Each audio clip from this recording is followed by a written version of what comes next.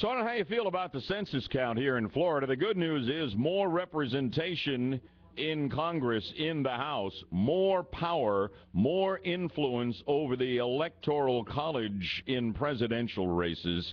There's no question about that. Other than that, I would just as soon we had zero population growth here in the state of Florida. I don't think there's enough room for all of us right now at 18 million, but there's nothing I can do about that. I think it was also amazing to think that the greatest increase in population of any city was Orlando, because it feels like everything has just stopped. But I guess every other place in the state would have been slowed down by the economic collapse, just as we have been, so it all kind of balances out. And Orange County's rate growth has been stunning, and the fastest rate of growth, of course, is Osceola County, which does not surprise me at all. And the tremendous increase in the Hispanic population as well. And they are and will be increasingly an important and, in the future, yes, an absolutely dominant political force. Okay? Unless all the white Caucasians, as they say on the questionnaires, the Caucasians, start cranking out babies left and right. Okay? If you want to change the demographic trends here in the state of Florida, you need to get on the stick and start making kids. That's the deal. Otherwise, the trends, they continue as they are. It's Friday. We're in the middle of spring training for Major League Baseball, the Grapefruit League, all these great teams and great ballparks where you can get in for a decent price and get so close to the action.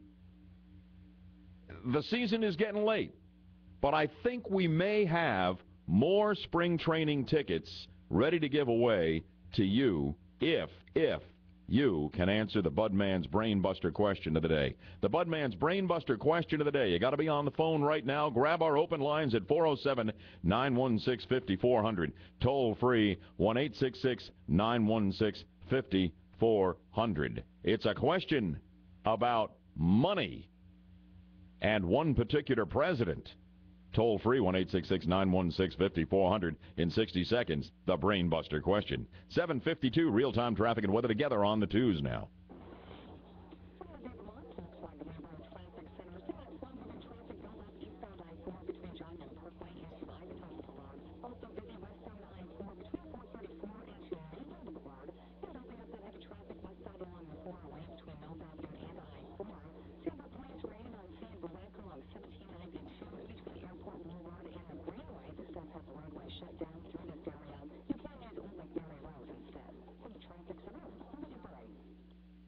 All right, Courtney, thank you. Fog in the area, but already beginning to burn off, and I can see the blue sky and the sun's coming up. 84 degrees for the high today. We're at 59 here in Orlando. Right now, the Budman's Brainbuster question of the day is coming up. And what are we playing for, Jen? Today we have a pair of tickets to the Houston Astros versus the Washington Nationals. It's Saturday, March 26th.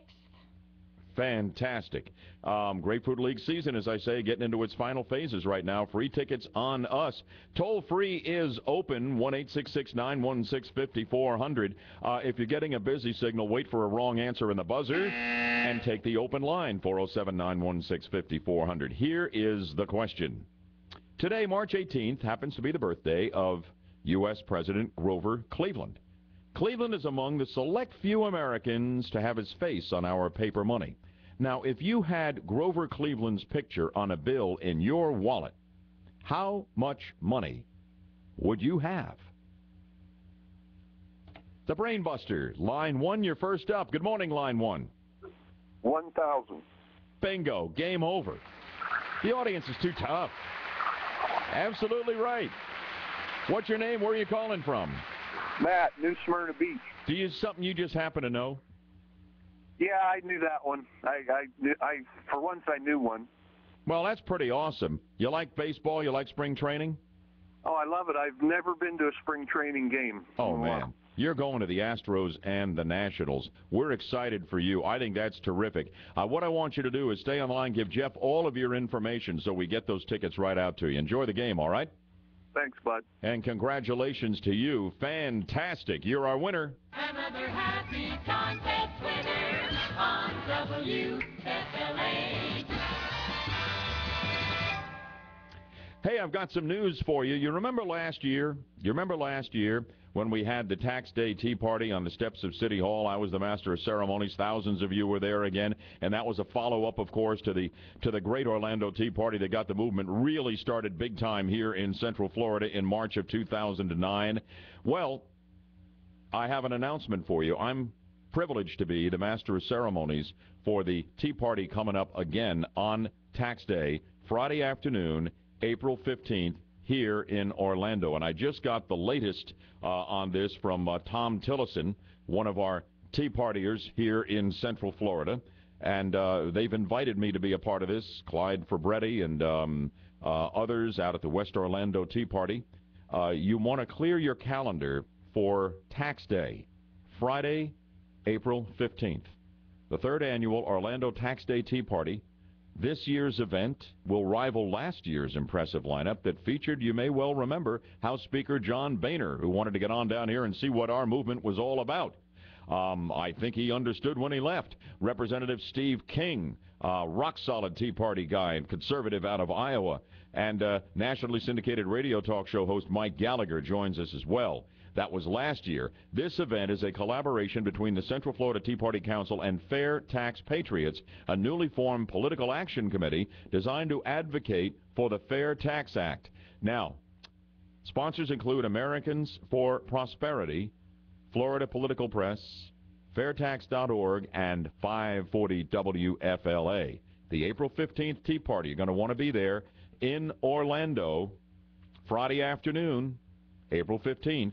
Confirmed now as a speaker, Marco Rubio. We've been talking about him. This has been his coming out party week on a couple of fronts in the United States Senate. This guy could well be our president someday. I think it's too soon in 2012. Rush and I disagree. We had that argument yesterday.